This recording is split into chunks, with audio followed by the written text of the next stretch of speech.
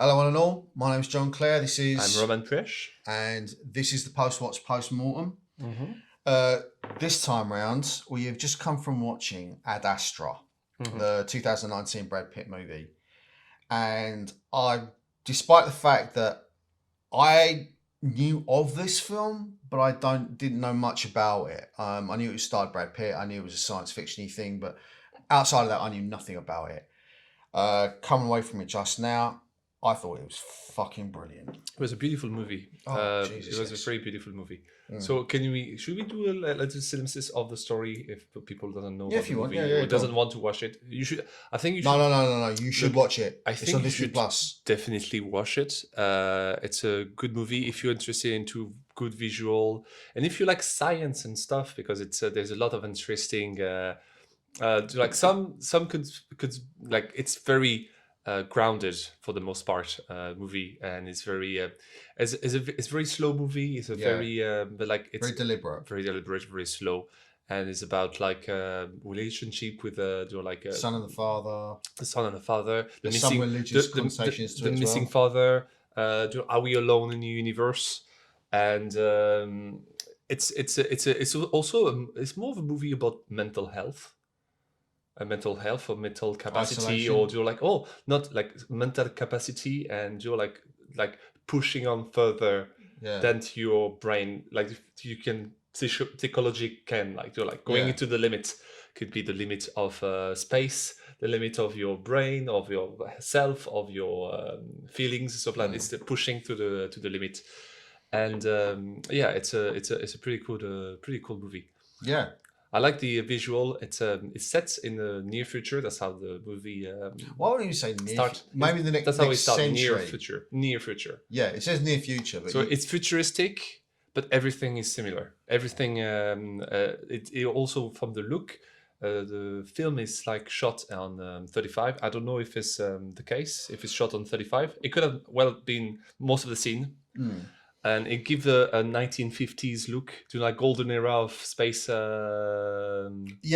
kind of reminiscent in its visuals in terms of, say, like 2001 Space Odyssey. Yes, but like 2001 Space Odyssey looked like science fiction back then. But this is look retro science fiction, even though it's there's still some like iPad or tablet or stuff like that, or electronic and stuff like that. But it's still like practical. Because what I think is, do you know when you see the new spacecraft of what's his name, Elon Musk, like the new rocket thing that looked like a silver, like shiny spacecraft. Yeah. I think those are not going to last. That's not the future of spacecraft. Spacecraft would be like thing like that you be easily fixed, like any. Well, I think with a lot of spacecraft, I mean, if you look at spacecraft now, I mean, a lot of it is built on very much kind of. There isn't a lot in the way of emergent technologies as we understand it at the moment. Also, to look cool, to look cool, to look shiny, to like look at the space station. Look at the space station. But also another thing is like a point I want to actually make, following on from that, was the Curiosity rover. Yeah. Right.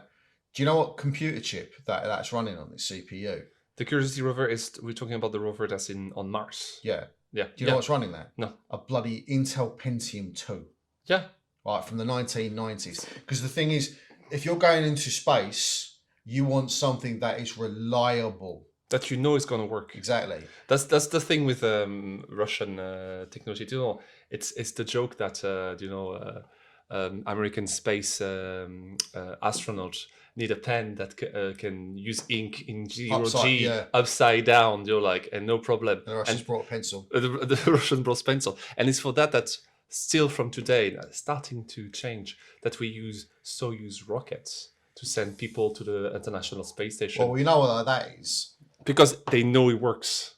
Well, yeah, they would be using Soyuz rockets were it not for the fact that Putin is a wanker. Yeah, but like that was all what we're talking right now. It depends. Maybe you're watching this further in the future, but before the war in Ukraine, most of the transport of people from the Earth to the International Space Station was made by the Soyuz rockets by the Russian Space Agency. Yeah. in communication with NASA and the European one, which I can remember. ESA, yeah. The European Space Agency. Yeah. But yeah, that aside, I mean, like, yeah, there is a grounded feel to it. It's like some of the transitions were amazing. Yeah. The music is like minimalistic. It's more like a soundscape, yes, than like a soundtrack. A score. Yeah, it's got a very kind of, it heightens. Pardon me. Mm-hmm. The one thing I like, I mean, it typifies the movie, like the way it's shot, the way it's paced. Like, this is a slow movie, right? And I'd say after the chaos of John Wick 3, this was a really good palate cleanser and a great suggestion on your part. Because I probably wouldn't have suggested this, and now it's probably like after this watch is probably up there one of some of my favorite movies now, because it is, I think it's fucking brilliant. I love how it, I love it, you know, in terms, not only that, it's like the evolution of how the father is perceived throughout the entirety of the film. And also you start to know more about him as the main it's protagonist. Almost like a mystery that kind of unfolds itself throughout the course of the film. And I really love that. I really love that it kind of, because of its deliberate pace, it kind of, and there are times when like all of a sudden, like there'll be violence or there'll be action out of nowhere, like the scene where they go to rescue the Norwegian, the Finland Norwegian or stuff like that space station in the middle of space. That's the worst place to put a space station, like in the middle of nowhere. And it's literally the worst place to have space monkeys. Space monkeys. But like the thing is, I was talking about this. You're right with this. You know more is for example, when we before we left Earth. The guy say like, what's your opinion about your father? For me, he's already dead. You know, it's like before he left there, like he doesn't care if the general told me there's a chance that he's still alive. We assume that he's still alive. No, for him, he's like, yeah, they're mistaking, it's dead. Yeah. And as he get closer to him, distance wise, so like first he go move Earth to Moon, and every time you get in a psychological evaluation, which is a very interesting fact, by the way, is if we go to space for a long period of time, I assume that could be a thing that you have like an application or something like that you have to go through to give your mental state and mental thing. And that's the problem. You need a crew. You cannot go on your own. That's the thing. And the thing, do you know, when they research, funny fact as well, when they research candidate for a space mission or stuff like that, they always take the more qualified or the more like hardened mental. Yeah. But it never works if you don't have a joker in the team. Yeah, you need to make him forget that like, oh, they're human and they're like like, yeah, you can have a bit of banter and have a laugh. You can have a banter, like that's the thing. You need look, you can be like the more focused, the more determined, and the more like person. But if you don't have anybody else to talk to share something to, just to have a laugh to, you just go crazy. And that's what you see with the character of Tommy Lee Jones, because from what we know from Earth, he's not a very funny guy. He was not a very funny guy on Earth. No. He was like a mission oriented. It was like first the work, then the fun. Like, you know, like yeah. I mean, he mentioned something like that. Work now, like so was it work now, play later? Yes. But that's the thing, though. You can like. It turns out that he killed the mutineers on his crew. So no, the character of Tommy Lee Jones was sent to the further away from the sun to have for mission of communicating with other life form in the universe. Try to find other life form in the universe. And they lost contact with it, and then it was what kind of satellites they use? What kind of energy? It was an antimatter reactor. So to try to connect with every thing in the universe. And the thing is, like the things with the antimatter reactor. I don't know if you know. I mean, what little I'm not a. You know, I know a little bit about it, but I wouldn't necessarily say. If you really want to speak to someone from like Harvard or Oxford or someone like that who understands this emphatically. But from what I understand of antimatter, it is an antiparticle. So an antiparticle comes in contact with a normal particle, like the ones, like for instance, you can have, in terms of what antimatter is just like our matter, but the opposite charge. So the atoms will have a different charge to the normal matter atoms. But if the two of them come into contact to each other, boosh. Yeah. Like there's a huge amount of energy that gets blown out. Also, was it not in Mass Effect, or they introduced like the antimatter communication device? No, that was no, it wasn't antimatter communication. No, but like it was like because there's a molecule that switches. No, it's not molecule. No, what it is that if you have two particles farther away, they still, it doesn't matter how far away in the universe they are, they still respond to what the other's doing. I think that was the antenna was used for, maybe in the. Well, look, we're not going to make suppositions. Yeah, but like let's not do that. But like this mission on Neptune is called Lima. Yeah, Lima. Something went wrong, and the antimatter antenna or communicator is facing the solar system and blasted with high energy, and basically destroying every electronic, every thing on Earth, Mars, Moon, every human settlement or human. And funny enough, this ties directly into Brad Pitt's character, because at the start of it, he's actually on one of these spacewalking. Yeah, he's spacewalking on this massive antenna, right? That's literally going from Earth up into space, probably to receive communications from other colonies, or other space stations. So it's up there, and he's climbed up board there, and because of the charge that comes in, it completely destroys it. And it's this incredible sequence where he has to literally parachute from outer space. No, it's actually you know what I mean. He's on the cusp of the atmosphere. Yeah, he has to come down because you still feel gravity pulling him down. So he has to literally falls to Earth, and that there's an amazing sequence that opens it up. And then it kind of builds into the mystery. Oh, by the way, we think your father's still alive. Yeah, it might be the cause of all that problem that happened to you, and So it leads into that, and then it just like I said, it opens up the mystery as to what's going on and why it's going on, and then it just takes you through this amazingly told, beautifully shot, deliberately paced story that I just thought was engaged. And not only that, one thing I loved about it as well is Brad Pitt is a charismatic man, and he can be funny, he can be loud, but he was very, very kind of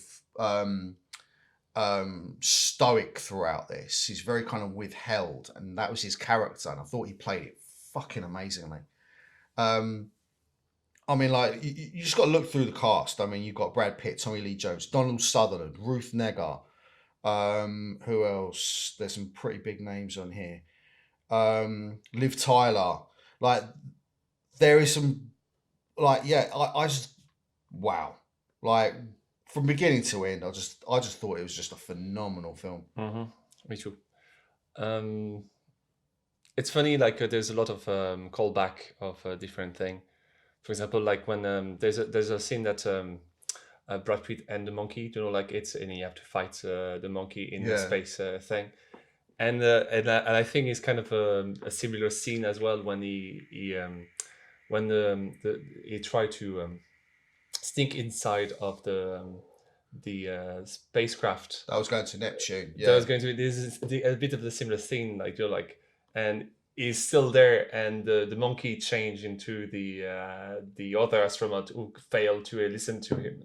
Because he was going on there trying to, because he was informed by the character. He was the man to talk to his father go to Mars and talk to his father. Yeah, but he was also informed by Ruth Negga's character that his father was responsible for the death of her parents, because they were also on that mission. Yeah, and that gave him the resolve to deal with this issue. He wanted to come on board the spaceship and aid the mission, not hinder it. No. But obviously, because of miscommunication and because of orders from further up, the crew were told to, get him off the ship, or not to making sure he's not dispose of him, but to make sure that like neutralizing him. Neutralize is another word for like knifing Killing, someone in the neck. But like also you should always wear protective gear because do you know like what's the most dangerous thing for an airplane? It's not flying, it's landing and taking off. Yeah. Every time an astronaut is taking off, they always wear protective gear. They should have wear protective gear, like a helmet at least. Maybe, but unfortunately they didn't, and as a result now they were murdered. They didn't murder, but they died. Yeah. Well, he did have to kill him in order to protect himself. Yeah, and the guy, basically the first one fall because she didn't have a seatbelt on when the thing took off, so she smacked the ground. That was brutal. Yeah. Oh, most of the day were brutal. Like every death behind the window is brutal.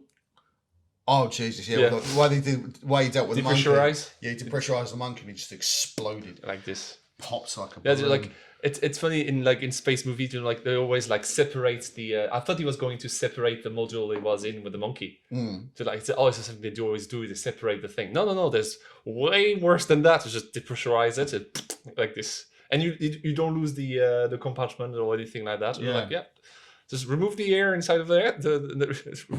And goodbye, Mr. Monkey. Yeah. But yeah, I you know.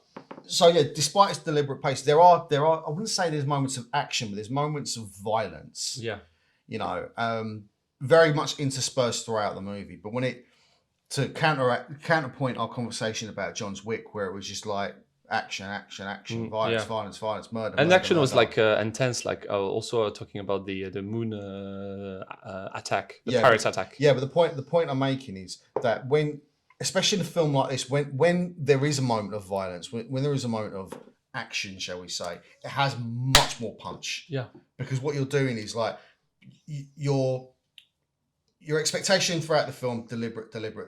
It's paced very deliberately. I knew there was going to be a fight scene in the moon because it was part of the trailer. Like, I haven't seen the trailer. I was expecting it. You didn't. No, I didn't see the trailer. I came into this movie aside from knowing Brad Pitt was in it and its title. I knew nothing about this film. Right, so when there was moments of violence, or the one it was, but for me anyway, because I wasn't expecting it. When it did arrive, it had way more impact. Counterpoint to this is the point I was going to get to. Counterpoint to John Wick Part 3, when you're just seeing people murdered every 2 seconds. It loses all impact. It loses all when it's just action all the fucking time. It's basically a gunshot every second. Yeah. For like 2.5 hours. Yeah. Whereas with this, there wasn't much. There wasn't many scenes. I think 2, but each one of them had impact. 3 fight scene, 3 action scene. Yeah. Oh yeah. What if you include the moon the moon? Oh yeah, the pirate scene. The pirate scene. That was what I'm talking about. The pirate scene. Yeah. Yes. The pirate attack on the moon. Yeah, that was brilliant. I mean, it was intense. You know, like it was. You know, the fact that these guys were kind of barreling in, you could really feel the tension ramping up. The lads were dying left and right and centre. There was fucking moon buggies flying all over the place. The particle place. Oh, this scene is the money shot of the movie, I think. What's that? The fighting scene on the moon, because the particle, everything flying around on moon gravity and stuff. You know, like it's very, very, very cool. Very, very cool scene. Yeah, I just thought. I mean, Brian, I'm sure, like, if you wanted to pick holes, you could, but you can, of course, but. Like, especially if you're a science nerd, I'm sure there's inconsistencies. Like one of the inconsistency people talk about in the movie is where they are inside on the moon. Inside, you know, like they move like regularly and stuff like that. And when they are on the moon surface, everything is like have the moon weight to it. But I think it would have been dumb to make everything inside going like this slow or stuff like that. Yeah, because it's sometimes you have to do like it's a bit of disbelief that you do that. Nobody tell you there is artificial gravity inside the building, but you could explain like that. But there is not. It's just like if there is like air pressure or stuff like that, people walking normally on the moon. Even though there is a bit more light. I'm sure there's ways you can. I really don't care. Do you remember like The Martian? What they did is they slowed down the footage slightly when he was outside of the outside of the space of the camp, and so basically it was not like slow down dramatically, but it was like just slow down like half a second for the no, so the shovel, for example, in The Martian, or instead of the shovel to falling like Thump. this or like this, it just fall like this, Yeah. just like but like just a slow drag, like you know, Yeah. like yeah. So as a result, it's a little bit more believable. Yeah. But no, I just thought that, you know, it was really well shot. I love the fact that, I mean, going more into like the pardon me. One thing I really loved about how the relationship between him and Brad Pitt's character and Tommy Lee Jones' character, the father and son, the dynamic with that, and again, because like some of the stories told through narration, like Brad Pitt narrates it, which is told within the film that, you know, he's later on anyway, that he's narrating, not narrating, they're like audio logs. Yeah. Right. Oh, evaluation is they're more like mental evaluation. No, but he actually says, I think he says at one point that when he's flying out to Neptune, he says something about he's going to record logs or something. But anyway, that's by the by. But yeah, a lot of it's told through narration to give you kind of an insight into Brad Pitt's character and like what he's thinking and his positions on things when he's not dealing with other characters, or if he finds himself in a situation where he has to say one thing to one character, but then he has to relate, you know, if there's any conflicting points between what he says and what he's thinking. But I like the fact that, you know, they told, like I said, the story was told very deliberately and very purposefully, and it kind of laid, you know, there was like breadcrumbs left, right, all the way through, and then, you know, the mystery then unravels more and more and more, and you find out, like, first off that how Tom Lee's character, H. Clifford McBride, is initially he's seen as a hero, that, you know, it's like when he flies out with the Mars crew initially, he was the best of us. It was the man who went further than anyone else. They actually say that to him on a couple of occasions. He was the best of us, like, and you know, when they find out he, you know, Brad Pitt's character Roy McBride is your man's son, you know, they have a reverence for his father, and but once he leaves Mars, right, once he's on Mars, he finds out that he's responsible for the deaths of Ruth Negga's character's parents, and that then kind of changes his perspective a little bit. And then when he finally does get out and meets his father alone on this like outpost at the far end of this solar system, with this kind of misguided belief that, you know, he has to carry on the work to find extraterrestrial life. And I love the fact that like after that kind of series of events, Brad Pitt's character turns around and says, like, he was searching, but he missed what was right in front of him.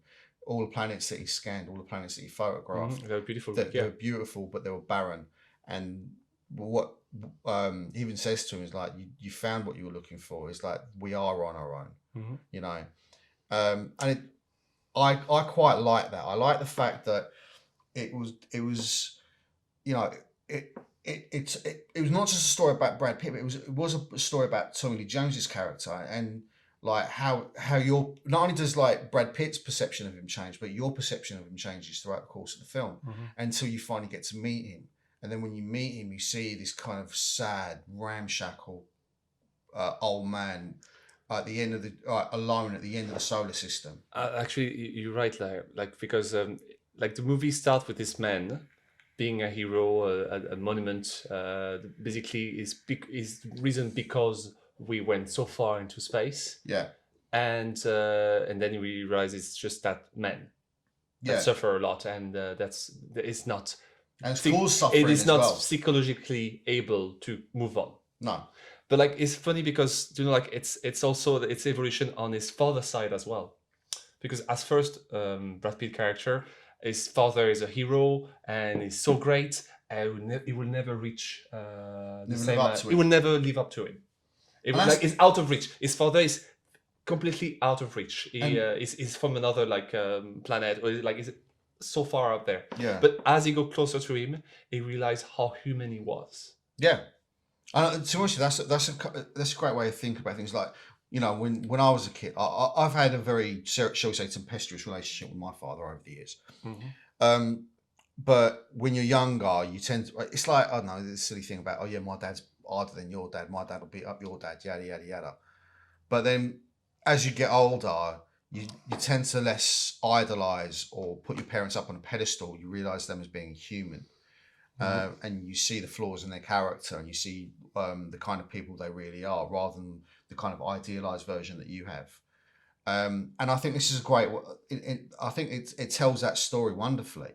That you know, as you said, like you find out how human, like the character, Tommy Lee's character Also, is. in the middle of the movie, when you realize that what his dad has done, he's scared to be his dad. At some point in the movie, he think he is his dad. When he goes further down and stuff like that, you know, like he think he understand why his father left. You know, like he understand why he did this, why he did that. You know, like, and then when he realized what his father have done, you see that the video is like going over his head because it's a like transparent like screen, and you can see his face matching his face there, and that's the moment there he say like, "Oh God, I'm him, but I don't want to be him." Yeah, and to be perfectly honest, I don't know if it's the same for you, but I can definitely identify with that. And then when he meets his father and he say like, and he see who it was, and he realizes that he had to let him go, literally. And you know what? It's not him, and he can be better than him. Yeah. And he keep going and he move on, and a great way of that is like a great way of visual. Literally, the story was told as like at one point they're going to he's going to take his father away with him onto the spaceship. You should have disconnected him before to doing the. Yeah, I know. He was being it's been a dick. Yeah, he was being a cunt, man. But because he waited for the exact moment when Brad Pitt's character unhooked to do this, to hit the button and pull them both off. No, actually, yeah. So he pulled them both. He pulled them both off the space station. They're going out into the middle of space. These amazing also, shots of fucking Neptune. He did warn him. He didn't care about him. Yeah, he did say that. He did warn him, like, I didn't care about your mother. I didn't care about you. Yeah. But then he turns around, right? So they're tumbling through space, and he's pulling on the cord between the two of them to bring them closer together. While he's still like using all his oxygen to just blast in the other direction. So he manages to get him close to it, and when he finally does get him close to it, the father turns around and says, "Let me go." Yeah. Let me go. And yeah, so that there's a lot of, when you think about it, I mean, now that we're talking about it, there is a lot of symbolism. It's a lot. It's extremely symbolistic. Very rich. It's extremely symbolistic about your relationship with your parents and your expectation of what you should be compared to your parents, and the realization that you shouldn't compare yourself to your parents. Yeah. And you should just let it go, and like go further than you can go further than them.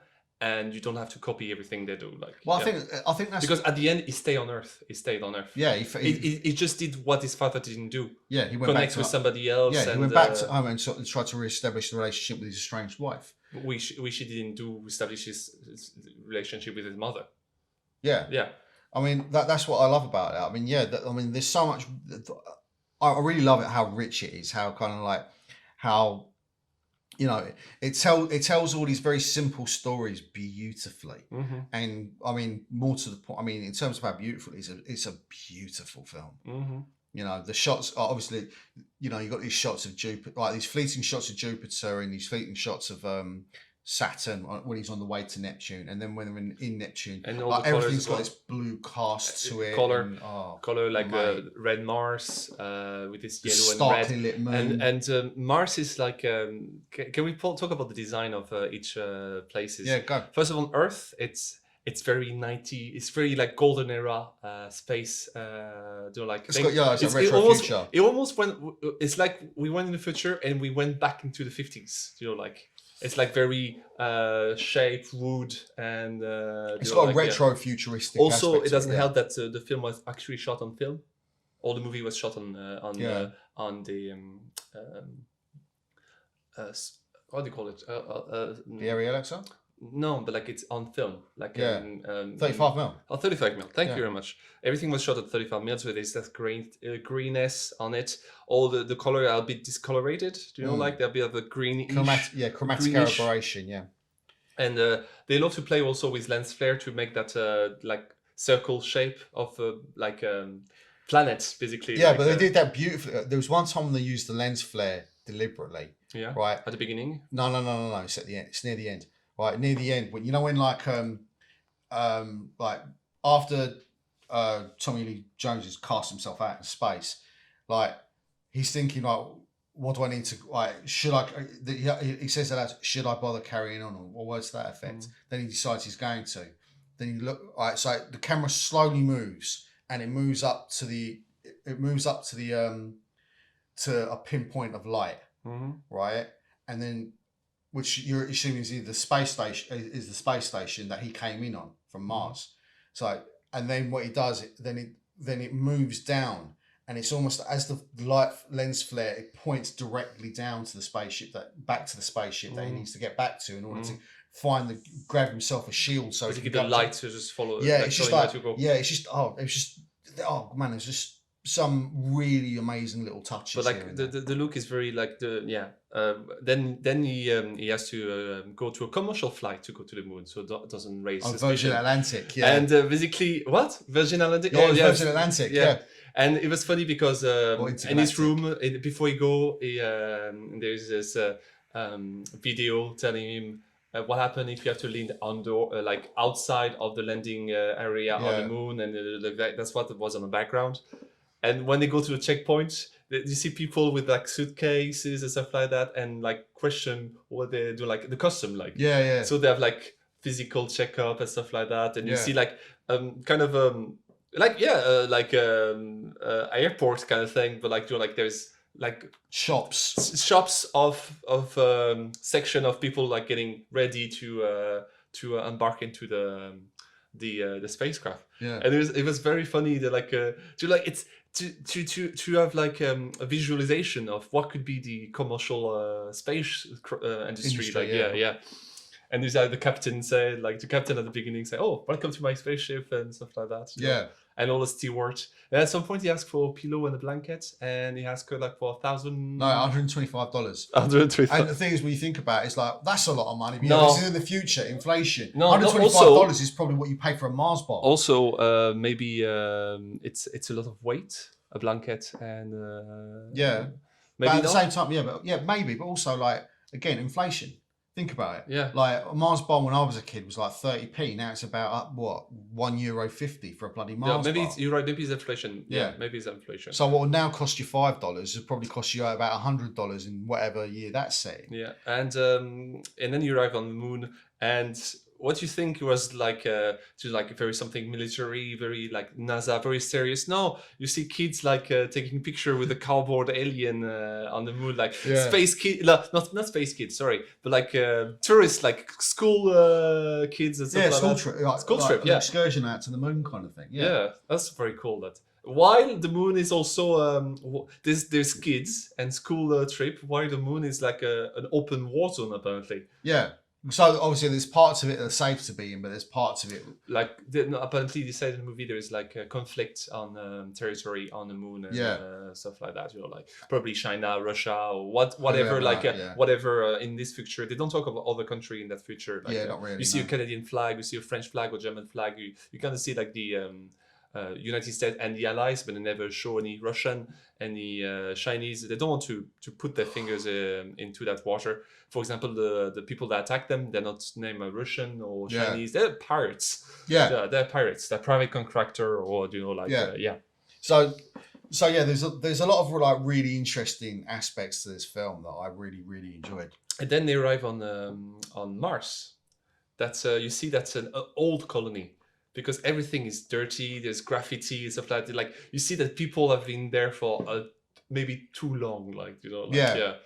Well, it's like even Ruth Negga's character. She says, "I was born here on Mars. I went to Earth once. It was beautiful." Yeah. But because that's the thing is like if you're born on a planet like Mars or even the Moon, if you stay there too long, your bones and your muscles will literally fall to pieces. Yeah, and I don't like Mars was the most horrible place to see in the short the instant that the movie show you, like it's there's those cubicle with like lights and birds flying. I find it more stressful than anything else. Oh yeah, the comfort room. That's that sounds very great. You know, like it's like those and it felt like very corporate. Yeah, basically like those screaming rooms, like those rooms that you don't hear anything from the outside. So scream your discontentment to your management or stuff like that. Yeah. But yeah, I thought, it was interesting. There's like also with the moon, like when another thing is though talk about the lighting. It's like White, harsh white. It's like really harsh, stark lighting, especially when they're on the surface in that chase. Like there was like it's really like really the shadows were shadows. Oh, the shadows was night. Yeah, you couldn't see anything that was going on. Where it's like and you see that as well when the pirates chasing them, and then the cars flip and inside the crater, but like they don't fall in the crater, they just spin and just like instead of falling like this, they just like glide to the end of the crater. And then the base they were like supposed to be in, like send 2 missile and just the missile like just do that was cool. I think this was a great visual as well, because like you don't hear anything until you don't hear anything. You just they send 2 missiles over the top. Yeah. Then they land. It's just like big boom. But no, just dust. Dust. Yeah, kicks up all the dust. Hello, hi. Anna, darling. So 2 missiles come up, they land. Yeah. Big dust kick up. Pretty awesome. Yeah. Come on. And that was the moon part of the movie. Yeah. But no, I mean, I just thought it was bloody fantastic. And each planet has a different color, a different ambience, or sort of like red is like yellow and red. You know, like what you will assume, like you will see like on the it's a collective like imagination, like red harsh color, you know, like yeah. Yeah, well, I think to be honest with you, I mean, I'll tell you one thing about this movie. I mean, this film displays great artistry. It really does impress me with just like you can tell there was like one unified vision for this film. You were saying before about how like I think we were talking about Nobody. Like everyone knew exactly what they want, what the jobs were, and they did it because they believed in the project. I'd say this is just definitely one of those movies. Same with Everything Everywhere All at Once. Everybody believed in the project. Yeah, as well. Like absolutely. We're gonna have to we're gonna have to cover that one at some point in the future. We did actually record a podcast on it, but the never went live. But like we do it again. Yeah, we'll do it again at some point. But yeah, with this one, definitely, like there was a belief in the project. There was a belief in there was a unified vision, and there's real artistry in this film. And yeah, I mean, look, fuck it, man. I look again. I don't like giving ratings, but if I did, this would be high 9s, man. High 9s, yeah. Easy. This is up there with my favourites, I think. What I was going to say about the movie as well is they use principle that actually was abandoned. Do you know at the end when he used the nuclear explosion to propel himself? First, like it was a NASA project. Oh, that's right. Yeah, it was another project. They made a small scale version with like regular bombs to make like it was like a spring and bombs like exploding and pushing the spring up. So he pushed so there's an explosion, the spring go up and push the spacecraft up, and they were doing these with this massive ship.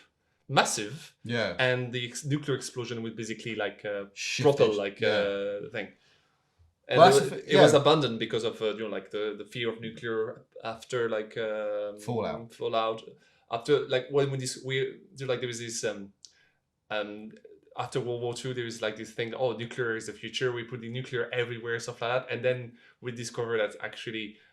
We discovered that before with Marie Curie and stuff like that, but then it was like, it's really that bad. Nuclear is really that bad, and I mean, like people turn away. Like, I mean, don't get me wrong. Like the fact that there's so much energy. I mean, so like if we could ever make more than like a couple of grams of like if we had what was it like 1 gram of antimatter, we'll be able to power the entire planet for a week or something. And I think what happened with the beginning of the nuclear thing, there was like a lot of testing, and you see those crew like watching the nuclear like mushroom like safe distance from the blast, but they were still too close to the blast, and people were unconscious about it, and we didn't know what's going to happen. And later on, we discovered that all those people that were there at the site of those tests and stuff like that become like a lot of cancer problem. Like a lot of the guys who went into Chernobyl to kind of like to shut down the reactor. Shut down the reactor. All of them died. Yeah, all of them died. Yeah. Do you know what I mean?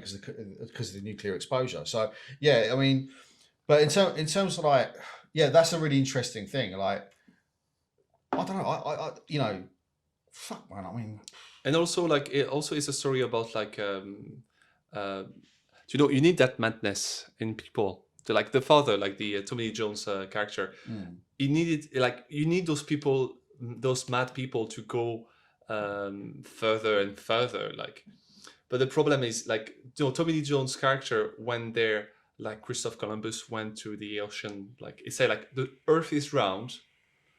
I'm going to go round, and I'm going to prove you that if you go, I'm going far enough east, I'm going to come back west. That was his goal at first. well, yeah, That was his goal, and it was still his goal. And he thought he succeeded in it, and he succeeded that's because why it's called the West and Indies. also on the way there, so many times he doubted himself. So many times he said, like, "Oh fuck, if I was wrong, like all those men are following me, I'm gonna die with me. Like, you know, like I'm gonna die, and those men are gonna die." And there's also mutiny on the boat as well, on the Columbus thing. There's like problem mutiny people, like saying like, "This is madness. I'm not going to do this for so long," and stuff like that. And Tommy Lee Jones, Tommy Lee Jones' character is basically the Christoph Columbus of space. Well, look, he asked everybody to, yeah. But the thing is, one thing I will say is I don't want to lionize Columbus too much. He did turn out he was a bit of a cunt. They were all. I'm sorry to say that they were all cunt at the time. They were all white supremacists and stuff like. Everybody were a cunt at the time. Yeah. Yeah. So like, it's not because was the one who said like all men were equal on the American Constitution. It was Columbus. No, not Columbus. No, it wasn't Columbus. It was like 300 years later. I know, like George Washington. No, Washington. Sam before Adams. that. Thomas Jefferson. Thomas Jefferson, yeah, or like one of the basically the men say all men were equal, but he was not including black people when he wrote that. Because he was a slave owner. He was a slave owner. So everybody at that time were assholes. I'm sorry to say that. Yeah. We evolved from that. Oh, I don't know about that. But like, yeah. So basically, is this explorer who try to go to try to prove something. Yeah. But when he arrived there, he could like he couldn't prove that. No. Not only could he not prove what he was exactly looking for, but the cost, because you can see it when Brad Pitt finally arrives at the the space station, and he has to negotiate his way through. There's like floating dead bodies there. Yeah, masked body and stuff like that. Execution. There was execution and stuff like that. Yeah. So like there was a genuine human cost to his, if you like, his hubris. Yeah. You know, and I find that to be quite interesting because, like, again, because you find out, going back to my original point, you do find out just how far he ended up going to try and, but in the end, proving himself wrong. And I think that's really interesting. He couldn't go back. He couldn't. No. He went too far, and that's the thing. It's like people like that. Yeah, I mean, sometimes these are our revolutionaries, our geniuses, but sometimes they're our greatest, our dictators, our madmen, our like. True. Yeah, like those men who kind of like see like no, they want to prove something. A good example would be like Maximilien Robespierre. Like, he was one of the main leaders in the French Revolution, like hacked off the heads of Louis XVI and that. And then when people went up against it, I think for 2 years, he ran absolutely rampant and started hacking off the heads of anyone who disagreed with him. You know, so initially he was like one of the great minds behind the French Revolution and the freedom of the people, only to go backward in everything he said and became a tyrant in his own way. Yeah. Same with Oliver Cromwell. So be careful of your hero, like and watch out who your revolutionaries are, because sometimes your revolutionaries they may tell you everything that they want you to hear, but when you examine their character even further, when their actions don't marry up with their words, it can lead to catastrophe. You know. True. Yeah. But like, he went to the so that the character of Tommy Lee Jones went to the edge of the solar system and find nothing. Yeah, that's the most sad part of the movie. Like, or maybe and the cost of it as well. Yeah, the cost of it, and you find nothing yet, or there's nothing to. I don't know, because the guy say like we need to continue the thing, but like the thing it was humanly impossible to continue physically, mentally for anybody there. Everybody wanted to go home. Like I mean the thing is when it comes down to it, like we are creatures of habit. We like it's hard. Like for instance, like I've done a little, not as much as I'd like, but I've done a little bit of traveling, and even then, there's always kind of like even though like the novelty of the place that you're in and all of that is amazing, there are times when you think to yourself, I want to be back home. There is that kind of pull to go back. So yeah, I a lot of this is it's one thing like when you're on Earth and that you hit that feeling, but imagine doing it when you're like billions of miles out on the edge of the solar system. You can just open the window. Yeah, you can just open the window to have fresh air. Like. No, you can't. So like it really kind of does kind of I love this examination. I love like what we can do potentially, but at what cost? I mean, like think about it as well. Like not only did the character of Tommy Lee Jones's Clifford McBride, not only did like the people in his crew suffer, the people who followed him, and at one point probably thought of him as a leader and a man of integrity, but it also cost him his family, it cost him his wife, it cost him, and to a degree, it cost him his child as well. Yeah. Also, the movie is about like leadership as well, like a bit, because you see the crew of the what's the name of the spaceship again? They go to from the moon to Jupiter. Project Lima. No, the spaceship that he went through. Was it the Zephyrus? Zephyrus. Yeah, Zephyrus, I think it was. Yeah. So you see the first captain of the Zephyrus, who was a very religious man, with very like grounded, like he was did the Saint Christopher's prayer where they lived. Saint Christopher, same patron of the traveler. Yeah, of the traveler. Like, but I thought it was like a very like nice thing to hear from the future, and like even in the future, there's like people who like Saint Christopher. Maybe he was not religious, but it was a routine that he was taking every time he was. No, I'd say like I'm not. I mean, we don't know the character, but like before he's taking off, he has this ritual of saying the prayer of the. Yeah, but you don't say words like that without believing them. Do you refer? Right, okay. And again, I mean, I'm not a religious man now, but I was raised a Catholic, so yeah. I can understand. But like and this character was the leader of the spaceship. And he was a leader, and he was a father figure of the spacecraft. Yeah, he was like taking care of everybody, and even if somebody was making funny jokes, like hey, I want one of that candy. And you're like open up the minibar. Open up the minibar. Let's go. It was what I told you. They need somebody that can a glue. Like what they call in the NASA, somebody who's a joker or something, is they call it the glue, basically. Yeah. You need the guy who's the glue. It's like keeping everybody together. Yeah. Like, otherwise, if this guy is not there, they start panicking or they start like losing. Which is funny enough what happened when they were going to land on Mars, because on the journey they lost that glue. And the guy knew that this guy was not fit for the mission. So to the point he's scared. In his head said he's scared. Yeah, because like he wouldn't go out with him on the to investigate the. That's what cost the life of the captain. The captain, and also when they went to land on Mars and there was problems with the landing because it was not aligned. Yeah, which was caused by another one of those like surges. Yeah. That he like Brad Pitt's character was like take control, manual control, and he was like he froze. He was frozen panic, and frozen fear, and said like I'm taking control of the aircraft. Yeah, and he saved his life because I will not talk about this incident. Yeah. So like there's and it's for that he's trying to stop him as well. He's trying to stop him because he knew that he was not ready to go to Neptune. Yeah, he knew that the mission was going to fail if it was not there. That's for that he tried to hijack the spacecraft as well. Because he went on there to try and kind of because what would happen is like they'd because that's what happened was when the ship flew in. Like, he asked the guy who was not fit for the control asked them to go and he put this crew at risk as well. Yeah. Like he put his crew at risk to save himself, and he ended up losing anyway. Yeah, everybody died at that. Do you know what I mean? Yeah. So so that's the thing. It's like the difference between a good leader and a bad leader, maybe.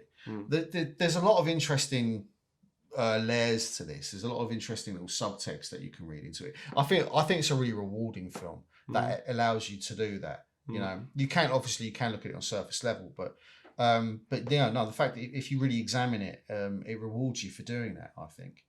It's really, really good.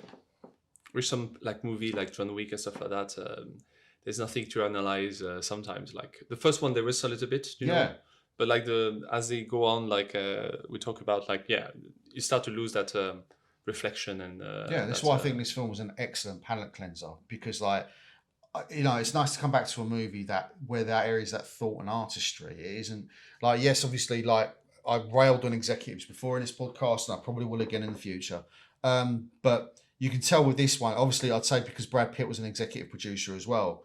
And I think 20th Century Fox, I believe that who's the, can't remember the dude who's their chief executive or their top dude, but he wasn't very big on comic book movies. He was more interested in movies that win awards or that kind of thing.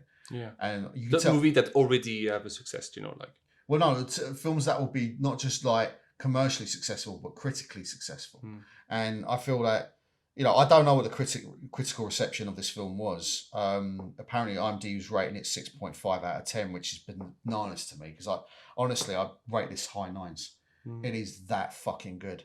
But it's probably not for everybody. I mean, I suppose the slow, deliberate tone wouldn't suit everybody. No. There would be people out there who'd probably just be bored with this. And, I feel for you, dude, because I think this movie's absolutely amazing. And not only that, I mean, it's 2 hours, 3 minutes. It didn't feel long to me. It drew me in the entire time. Yeah. I thought this film was fucking excellent. I really do. That's sad that it was like a 6.5. Who's the score? Who's making the score? Oh, it's the IMDb rating. That's a shame. And what John Wick 3 has? A 7? 7.4? I don't know. Let me have a look. No, I think it's a shame, Yeah, because this is a far better film.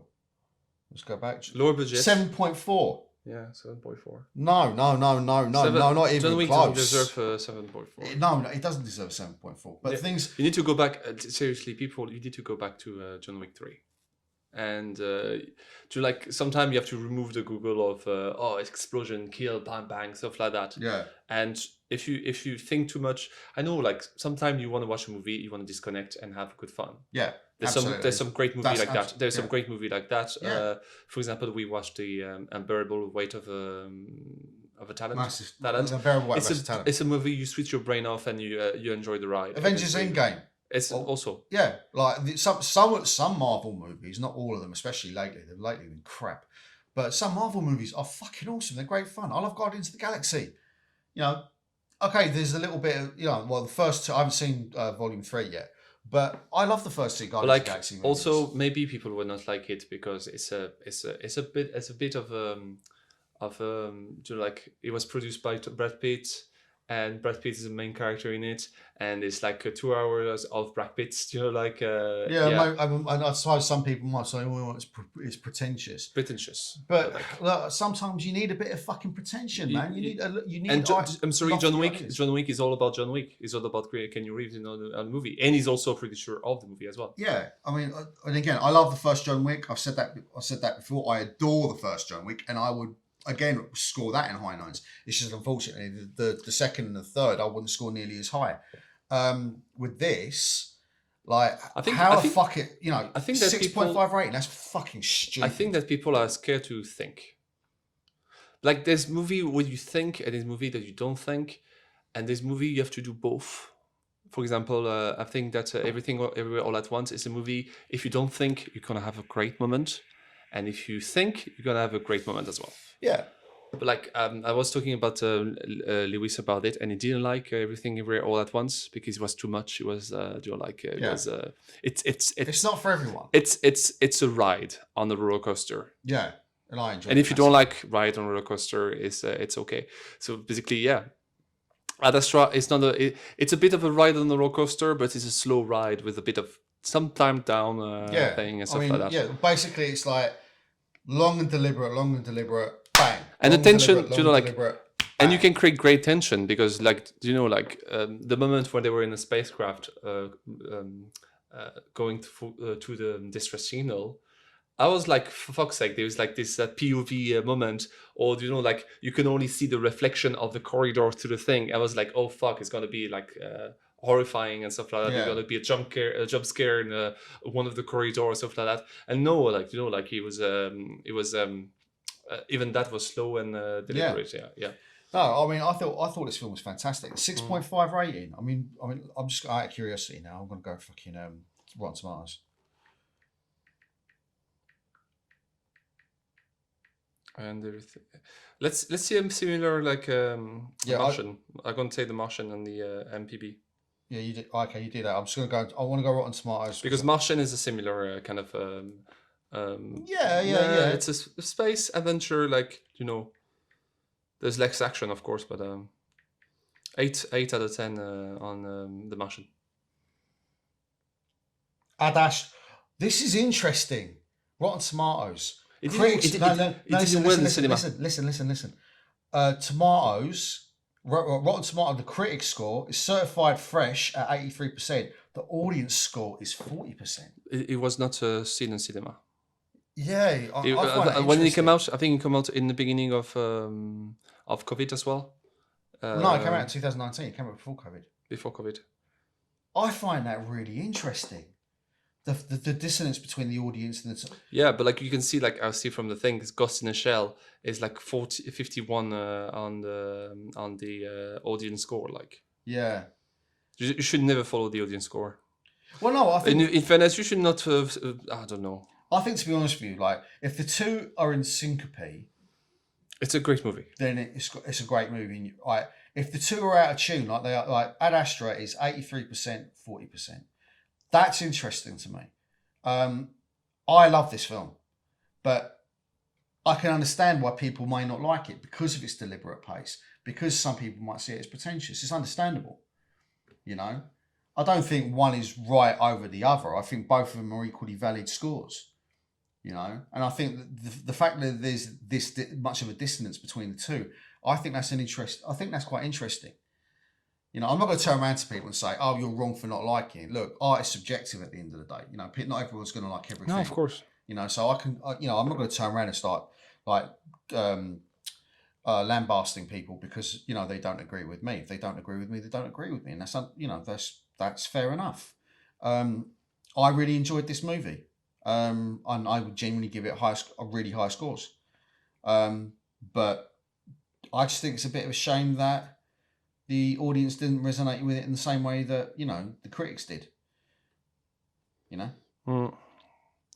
it's a bit of a shame. Yeah, it is a shame. I'd say so. I'd say it's and like John Wick 4 is like 90% on the 94%. I still want to see John Wick 4. Just because I really didn't enjoy the last one doesn't mean I'm not going to. Let's see John Wick the third one. Sorry about that. It's bit of a detour, I know. A massive detour. Parabellum. Yeah, no, I don't know. Oh, I don't agree with that at all. No. 89, 86. No, it's boring. I'm sorry. Jeez, man, I don't agree with that at all. Sorry, lads. I either the critical exception, either the critic or the audience score. But also, what they were looking for. That's the thing is, what are you looking for when you watch the movie? I think if you're watching a John Wick movie, John Wick 3 is a John Wick movie. But if you're looking for something else, something new, there's nothing else, nothing new to be found. Well, to be honest with you, I think this is an interesting discussion to have. It's clear a lot of people love John Wick 4, and a lot of people love John Wick 3. That's fantastic. I was talking about like Rob downstairs, and he said like, "Oh, I love the third. Like, I love the third." It's like, yeah, there's nothing in it. It's It's like every movie is different, every opinion is different, and also every vision is how you state how you see a movie as well. Like, yeah, for example, like I didn't really like Blade Runner 2049, and I was like, I didn't understand why they brought Brad Pitt back. I don't understand Harrison Ford back. I think it's a mistake. They should have went away from the original movie and stuff like that. And you know what? I understand it now. Like I said, like, yeah, that was well done. Like, Yeah, I mean, and also like I think this is quite interesting because like the general audience, like, and I don't want to put words in people's mouths or assume that I know what other people are thinking, especially in a really broad context. That's why I like scores like this are quite interesting. But I think you're right to a degree. It's like, what are you looking for when you go to a movie? Now, if I'm going to the cinema, sometimes all I want to see is some big dumb fun, right? And but also sometimes, but I'm a cinephile as well. I love watching movies like this as well, and I and again I love it. I love Ad Astra, you know, and maybe I might feel different on the third or fourth or fifth watch, but coming away from it for the first time and not having seen. Also, another big problem is I would say trailers. Because if you're showing big bombastic action, and when people go in there, that was a trailer about Astra. That was a trailer about Astra. They said a lot on the moon scene. Right. Yeah. And I think that's probably why people walk away from it, because if you feel that you've been shortchanged. So the trailer was showing the moon scene and the part when he's doing the shield thing to thing. So right. explosion, action and stuff like that. Yeah. But that was not the movie. No.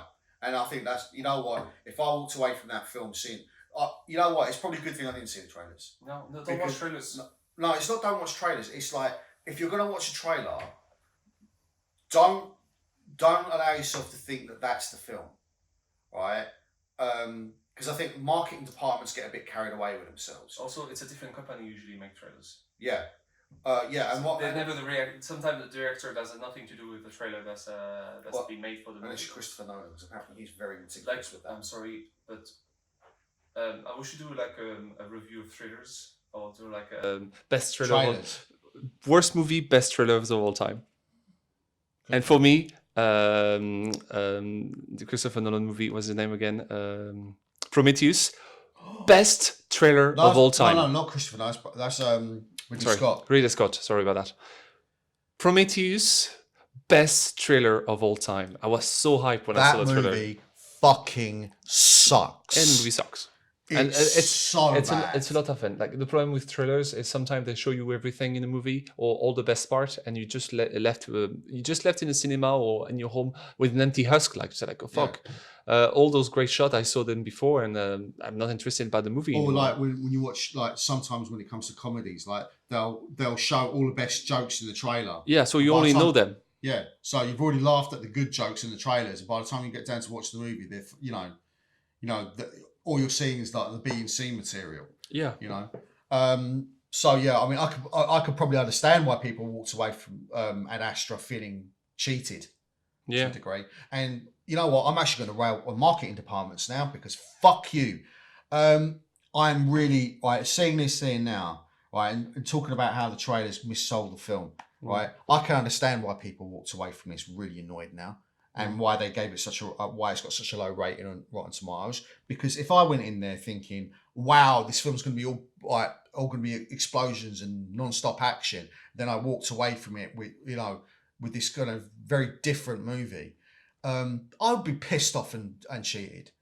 You know, I really fucking would.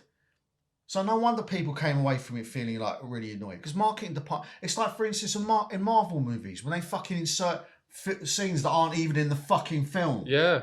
That's horseshit, mate. That's false advertising. Or CGIing, CGIing parts and stuff like that. Yeah. Look, either show what's in the... Right, if you're going to use trailers, give people at least an impression of what they're likely to fucking get. You know, it's like when you go to Mackie D's and you see like all these like beautiful looking hamburgers, and then you open up the box and see the sloppy mess in front of you. Do you know what I mean? No. You see the trailer, like it's I'm gonna show clips of this now. No, but like they show the scene, they show the fight, and like Tommy Lee Jones, looking very menacing. Yeah. Donald Sutherland. Oh yeah, we didn't mention Donald Sutherland. He's in it as well. He's brilliant. Like the explosion, separation, and stuff like that. People look away, like I don't know. That's fine. I don't know. No, it's not selling the movie as it is, man. It's just not. If it's focused, but it's selling something epic. Yeah, and this is an epic movie, but Ad Astra is an epic movie, but it's not. No. You know what? I can understand why people were annoyed now. I can genuinely understand it. There's two different trailers as well. Like yeah, I know, but if you're seeing like all boom bang, look, like you can see that what's the part that everybody rewatch.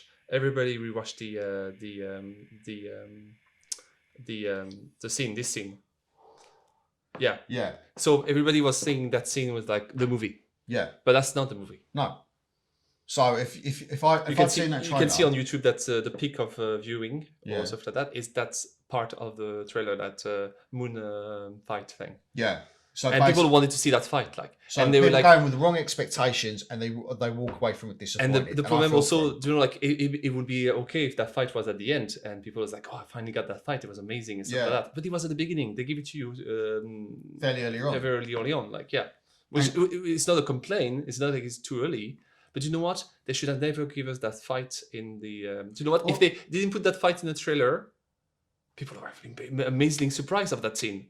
Yeah. Yeah. People will keep talking about that scene and say like, "Oh, that scene is the best scene of all time." Stop showing all the boom bang. Stop showing all the money shots. Stop showing. But you have to. That's why it's called a money shot. It's a trailer shot. Yeah, it's a money shot. But the thing is, like, what will get people talking, like, in terms of word of mouth, when they walk out, like, if a film rises above your expectations, like with me, I've said this before to you with Matrix. I went in with incredibly low expectations and only to have them blown away by the movie and have it become one of my favourites. For me, I often refer to it as my Star Wars.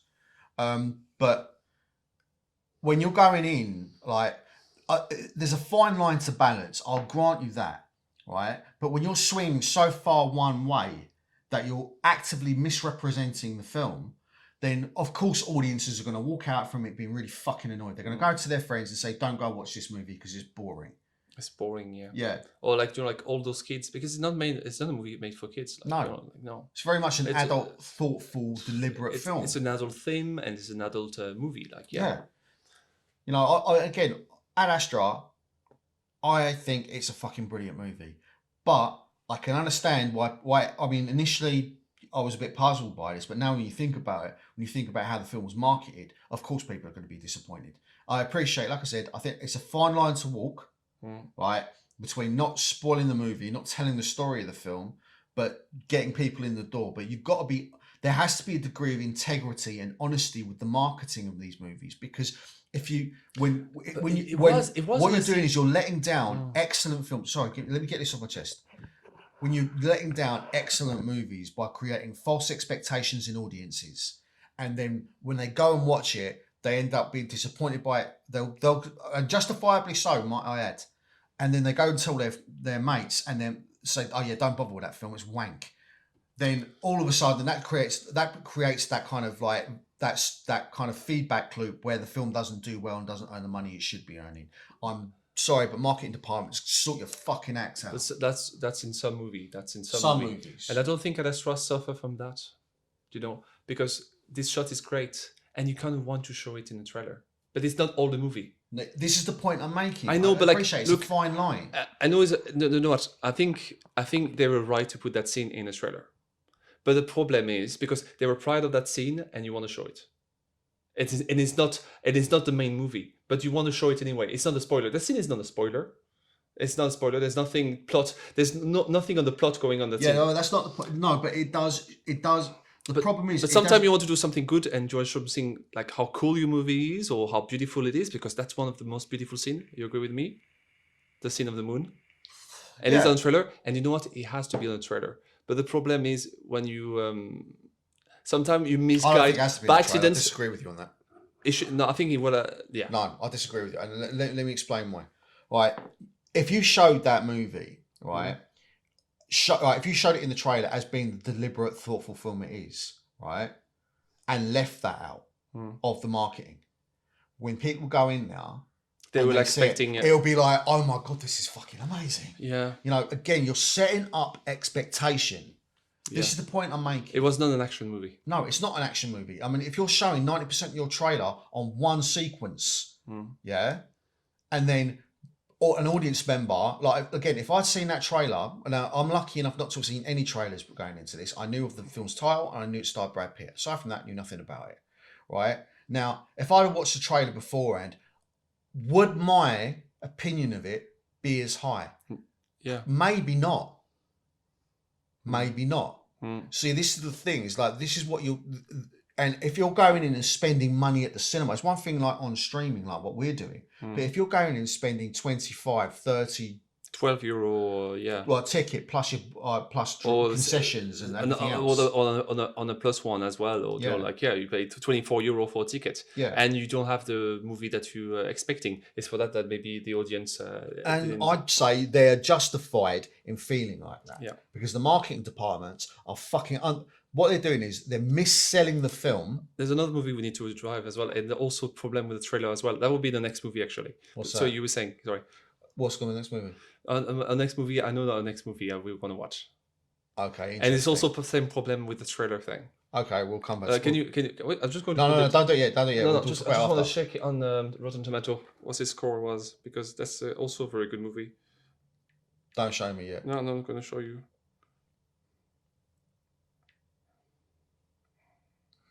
No, not this one. Sorry, this one. Okay, it has a high score. But I would have expected that people would not agree on that high score. But like, equal. Okay. So, all right. Oh, no, fuck. Sorry. Leave it. Remove the thing that's right. Oh, it's Drive. All right. Oh, okay, fuck's sake. It's Drive. The next one's going to be Drive. Drive. All right. Okay. Sorry. So, never mind. That's why you should have done it on yours and not on mine. I know, but mine has double battery. Oh, there's one. Dope. Dope. But anyway. But, like I said, how long have we been going for? We're going for a while. An hour. So yeah. So I'd say we're about due to wrap this up. But yeah, I just look in terms of what I feel about the movie. Loved it. I thought it was brilliant.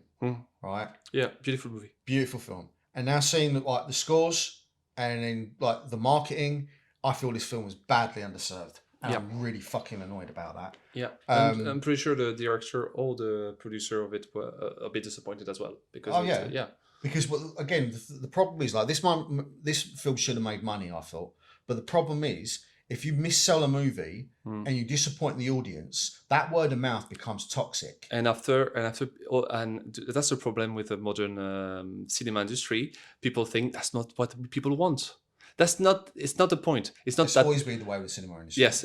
It's not that what the people want, it's what they didn't expect it. And you know what? Oh, they prefer more action and less blah blah. They don't like this Ad Astra. Ad Astra didn't go well in box office because it was very blah blah-y and stuff like that. People want more dumb movie. No, people don't want dumb movie. They just want to have the trailer that resembles what they're watching. Yeah, to give them an idea of the film that they're expecting. And I think that's entirely justified. And again, I'm not like... unfortunately, like you see with some commentators, what they might do, and I'm not going to name names or getting into kind of any spats with anybody, but with some commentators, they might take away from it saying the audience didn't want this movie. No, I feel this movie was underserved by a poor marketing campaign. And look, either you sell the movie that you've got or you don't fucking make it. One or the other. Yeah. You know? So, like, I'm actually annoyed about that. Really am annoyed. Because this is money people, getting in the way of and impairing the quality of their product, and as a result, not making money, which is what they're supposed to be knowledgeable of. That's why the CEOs, we know demographics, yada yada yada. Fuck off! You clearly know nothing. But like, how do you promote a movie now? No, what you do is like, again, with any quality product, well, don't get me wrong. When you're marketing, you want to put your best foot forward. I understand that.